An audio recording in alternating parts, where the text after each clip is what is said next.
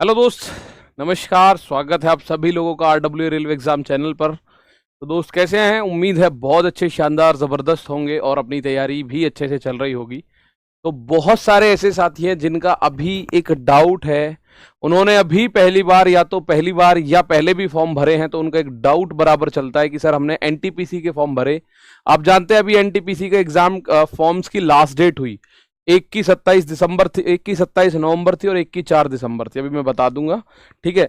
तो अब आपके दिमाग में एक चीज आ रही होगी कि सर इसका जो एग्जाम है वो एग्जाम अब कब होने की संभावना है। तो जल्दी से एक बार सारे दोस्त यहां जो चीजें हैं उनके बारे में जानने के लिए आ जाइएगा कि एनटीपीसी 2025-26 में 2024 में भी वैकेंसी आई, उसके डाटा को एक बार देख लेते हैं, उसमें क्या क्या कैसे कैसे रहा। और आप जानते हैं रेलवे की एक बहुत बड़ी वैकेंसीज में एक ये वैकेंसी होती है। जैसे एनटीपीसी अगर 2024 की बात करें तो अंडर ग्रेजुएशन लेवल में 63 लाख बच्चों ने सीबीटी 1 दिया था और 58 लाख बच्चों ने अंडर ग्रेजुएशन लेवल वाला दिया था सीबीटी 1, और 63 लाख बच्चों ने अंडर ग्रेजुएशन वाला सीबीटी 1 दिया था। उसमें से हालांकि 51,000 लोगों का सीबीटी 2 के लिए चयन हुआ, तो वो सीबीटी 2 भी अभी 20 दिसंबर में होने वाला है। तो अभी इस वीडियो में हम लोग थोड़ी सी जानकारी करेंगे कि भाई कि हमारा जो एग्जाम कब तक हो सकता है। तो उसके लिए एक थोड़ा सा रॉ डाटा आपके सामने आना चाहिए, जरूरी है जो। तो सबसे पहले अगर मैं बात करूं एनटीपीसी की, और एनटीपीसी में किसकी बात हो रही है मेरे प्यारे भाई? एनटीपीसी में बात हो रही है ग्रेजुएशन लेवल की। ग्रेजुएशन लेवल की बात हो रही है एनटीपीसी में। और इस ग्रेजुएशन लेवल वाली बात में आप एक बात देख सकते हैं बहुत आसानी से, 2024 की मैं बात कर रहा हूं दोस्त। कब की बात कर रहा हूं मैं बात कर रहा हूं इसमें 2024 वाले की। 2024 में आप एक आइडिया देखो, 2024 में नोटिफिकेशन कब आया था? नोटिफिकेशन की डेट थी 13 सितंबर। कितनी थी? 13 सितंबर थी। और उसका सीबीटी 1 जो हुआ, ग्रेजुएशन लेवल की बात कर रहा हूं, सीबीटी 1 हुआ आपका 5 तारीख 6 महीने में, 5 जून को जाके, ठीक है।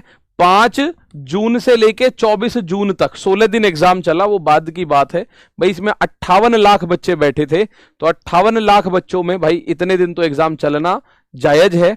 ऑल ओवर इंडिया ये वैकेंसी होती है।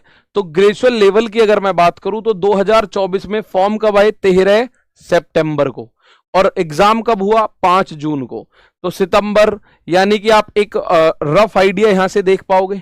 एक रफ आइडिया देखो, 9वां महीना यानी 3 महीने तो इस साल के 2024 के 3 महीने और 6, ये 6 छोड़ो 5, 3 और 5 आप बोलोगे सर लगभग मैं बात करूं 8 महीने बाद एग्जाम हुआ। लगभग 8 मंथ्स के बाद, लगभग 8 मंथ्स बाद एग्जाम हुआ भाई। लगभग कब हुआ? 8 मंथ्स के बाद। 13 है तो सितंबर हो गया, अक्टूबर हो गया, नवंबर, दिसंबर, जनवरी, फरवरी, मार्च, अप्रैल, मई और जून। 8 या 9 महीने बाद आप ऐसा बोल सकते हो। अप्रोक्स 8 और 9 मंथ्स बाद, अप्रोक्स 8 to 9 मंथ्स के बाद, ठीक है। 8 से 9 महीने बाद, मतलब एक अगर मैं रफ आइडिया देखूं तो लगभग 250 दिन का समय आपको मिला था।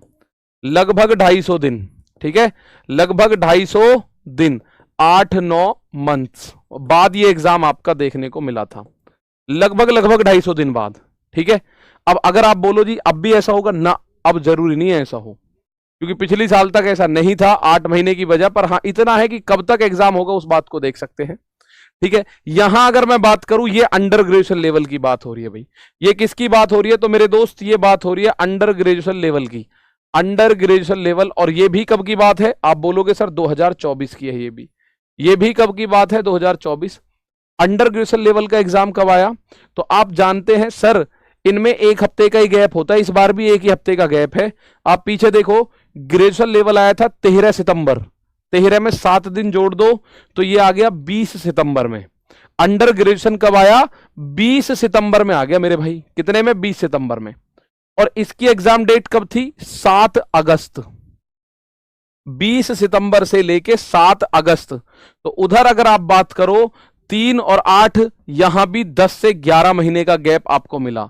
10 से 11 महीने का आप यहां देखेंगे कितना समय मिला हमें यहां भाई। हम देखेंगे 20 तो मतलब सितंबर तो हटा दो, सितंबर के बाद अक्टूबर, नवंबर, दिसंबर, जनवरी, फरवरी, मार्च, अप्रैल, मई, जून, जुलाई, अगस्त। तो आप देख पा रहे होगे लगभग लगभग 11 मंथ, लगभग 11 मंथ्स, लगभग आप बोलोगे इसमें मिला था लगभग 320 से 330 दिनों का टाइम, 320 से 330 दिन, यानी लगभग 11 मंथ्स। लगभग मैं बात कर रहा हूं भाई, थोड़ा बहुत 10-5 दिन ऊपर नीचे हो सकता है। इसके बाद सीबीटी 1 आपका हुआ, और अगस्त 2025 के बाद आप देखो सीबीटी 2 है, अब से 8 दिन बाद है, 20 दिसंबर 2025 को इसका सीबीटी 2 भी होने वाला है। तो अगर मैं बात करूं यहां से, तो आपको एक रफ आइडिया हो गया कि सर यहां हुआ है 8-9 महीने बाद, यहां हुआ है कितने दिन बाद, 11 महीने बाद। तो एनटीपीसी के एग्जाम का अगर आप अनुमान लगाओ, देखो सटीकता से अभी कुछ नहीं बोला जा सकता, अगर आप अनुमान लगाते हो तो मैं अनुमान की अगर बात करूं तो अब भी आप लोगों को यहां एक आइडिया भी मिलेगा। जरा ध्यान दो, एनटीपीसी ग्रेजुएशन लेवल की बात करूं 2025, इसके फॉर्म कब भरे गए हैं? आप बोलोगे इसका नोटिफिकेशन आया था अभी 4 अक्टूबर को, अभी 2 महीने पहले, ठीक है, 4 अक्टूबर को।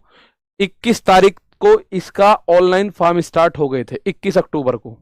तो अगर मैं इस 4 अक्टूबर से भी 6 महीने की तारीख अगर पकड़ लूं, भाई 4 अक्टूबर की बात कर रहे हो, 4 अक्टूबर, अक्टूबर के बाद नवंबर, दिसंबर, जनवरी, फरवरी, मार्च, अप्रैल, यानी अगर बात करी जाए एग्जाम डेट, तो अगर पुराने आंकड़े को देखते हैं तो अप्रैल मई, बल्कि मई या अप्रैल मई जून, तो जून जुलाई बन रहा है भाई, पर जून जुलाई तक जाएगा नहीं, ये उससे थोड़ा सा पहले हो सकता है, जून जुलाई तक ये जाएगा नहीं एग्जाम, ठीक है। जून या जुलाई तक बन रहा है पिछले वाले आंकड़े के हिसाब से, 8-9 महीने लगे थे भाई, पिछले आंकड़े के हिसाब से 8-9 महीने लगे थे। और अंडर ग्रेजुएशन लेवल भी आप देख रहे हो 4 तारीख में ही आया, तो इसका भी अगर मैं बात करूं मोटा मोटा जुलाई अगस्त की बात कर लो भाई, जुलाई अगस्त में बन रहा है इसके हिसाब से, पैटर्न के हिसाब से। लेकिन एक बात आपके सामने आएगी दोस्त, लेकिन एक बात आपके सामने आएगी, क्या कि अब रेलवे ने, हालांकि ये मैंने गलत बना दिया, ये दुखी वाले बना दिए हमने। अब एक बात आपके सामने है, रेलवे अब से पहले अपना पूरे साल का कैलेंडर जारी नहीं करता था। अब रेलवे ने एक काम शुरू करा है कि वो रेलवे अपना जो पूरे साल का वार्षिक कैलेंडर जारी करेगा, और जनवरी 2026 में वो अपना कैलेंडर पूरी तरह जारी करेगा, तो आपको बताएगा। तो ये एग्जाम डेट्स हैं, लेकिन अगर आप इनको थोड़ा जल्दी भी कराना चाहो, थोड़ा सा जल्दी भी कराना चाहो, तो जून में ना जाके अप्रैल मान लो, लेकिन इससे पहले भाई बहुत ज्यादा संभावना नहीं बनेगी। अब होने को भाई ये है कि अगले महीने हो जाओ, लेकिन संभावना नहीं। आप बोलोगे जी इतने कॉन्फिडेंस क्यों हो कि संभावना नहीं है, उसका भी एक छोटा सा तथ्य ये है, देखो एग्जाम्स इन लाइन, जो एग्जाम लाइन में लगे हुए हैं वो कौन कौन से हैं। ग्रुप डी का एग्जाम चल ही रहा है, जो कि 16 जनवरी तक चलेगा, जो कि 16 जनवरी 2026 तक चलेगा, आप जानते हैं भाई ग्रुप डी का एग्जाम चल ही रहा है। उसके बाद रेलवे एएलपी, और रेलवे एएलपी की अगर आप बात करोगे तो ये एग्जाम आपको पॉसिबल है फरवरी में देखने को मिले। रेलवे एएलपी के बाद ये टेक्नीशियन देखने को मिलेगा, ये मार्च में देखने को मिल सकता है, ठीक है। एनटीपीसी यूजी 2024 सीबीटी 2 ये 20 दिसंबर में है ही, 20 दिसंबर 2025 को ये ऑलरेडी फिक्स है। ऐसे ही एक दिन में ये भी होना है वैसे तो, और एक सेक्शन कंट्रोलर, यानी अभी अगर आप देखें तो रेलवे को अगर एनटीपीसी के एग्जाम कराने तो उससे पहले ये वाले 6 एग्जाम उसको कराने हैं, ये वाले 6 एग्जाम उसको कराने हैं। आप बोलो ये तो हो ही लिया जी, हो ही नहीं लिया भाई, आज 16 दिसंबर है नहीं, आज 12 दिसंबर है, अभी तो अगले 1 महीने तो यही बैठा है घेर के सारा कुछ, ठीक है। फिर एएलपी का एग्जाम होना बाकी है, फिर टेक्नीशियन का एग्जाम होगा, ठीक है। उसके बाद सेक्शन कंट्रोलर का एग्जाम होगा। एनटीपीसी यूजी 2026 सीबीटी 2 ये हालांकि 1 दिन का एग्जाम है, ये भी 1 डे में करा देंगे, सिंगल डे, ये भी 1 दिन में करा देंगे। तो ये 6 एग्जाम है, इन 6 एग्जामों को कराने में 4-5 महीने का समय ये लेने की पूरी संभावना है, ठीक है ना। ये पूरी संभावना है कि 6 एग्जाम्स को करा लेंगे। हालांकि इसका भी सीबीटी 2 होना, 1-2 दिन में इसको भी निपटा देंगे, 1 ही दिन में का आप देख सकते हैं, ठीक है। तो अगर आप देखें तो यहां से 6 एग्जाम होने बाकी हैं। तो दोस्त अगर कोई फॉर्म आप 4 अक्टूबर में भर रहे हो, आप इस बात को समझिएगा, ये जो एएलपी है ना, ये मार्च में भरे गए हैं फॉर्म, मार्च अप्रैल में, ये एएलपी टेक्नीशियन मार्च 2025, मार्च 2025 में फॉर्म भरे गए हैं, अभी तक नहीं हुआ। ठीक है, हालांकि मैं ये मानता हूं कि इन सभी एग्जाम्स को गड़बड़ कर दिया था ग्रुप डी ने। ग्रुप डी कोर्ट केस में फंस गया था। ग्रुप डी का जो आपका एग्जाम है मेरे दोस्त, वो फंस गया था किसमें? कोर्ट के केस में। अब हम एनटीपीसी की बात कर रहे हैं, तो एनटीपीसी का जो एग्जाम है, जून जुलाई ना मान के कम से कम अप्रैल तो मान ही लो, अप्रैल। तो आपके पास एक बहुत पर्याप्त समय है जिसमें आप अपनी तैयारी को बहुत अच्छे से कर सकते हैं। ठीक है ना, बहुत अच्छे से आप इसमें अपनी तैयारी कर सकते हैं। और अगर मैं बात करूं एनटीपीसी की, तो एनटीपीसी चाहे ग्रेजुएशन लेवल हो, अंडर ग्रेजुएशन लेवल हो, उसका सीबीटी 1 अगर आप देखेंगे तो सीबीटी 1 का पैटर्न ये होता है। जर्नल अवेयरनेस के 40 क्वेश्चन, टोटल 90 मिनट का टाइम, मैथ के 30, जर्नल इंटेलिजेंस और रीजनिंग के 30 क्वेश्चंस होते हैं। ठीक है, ये कुल मिला के आप लोग देखेंगे 90 मिनट में 100 क्वेश्चंस आपको देखने को मिलते हैं। 1/3 की नेगेटिव मार्किंग होती है, हालांकि बहुत तगड़ी नेगेटिव मार्किंग है ये। 1/3 नेगेटिव मार्किंग इसमें आपको देखने को मिलती है। हर क्वेश्चन 1 नंबर का होता है। ठीक है, हर क्वेश्चन 1 नंबर का होता है, सही क्वेश्चन जो होगा, और 1/3 की इसमें नेगेटिव मार्किंग होगी। तो एक आइडिया जो आपको मिलना चाहिए था कि सर आपके एग्जाम कब हो सकते हैं, तो आप ये मान लो अप्रैल मई से पहले मुश्किल है, यानी अगर जल्दी भी होंगे तो वो अप्रैल में जाके होंगे।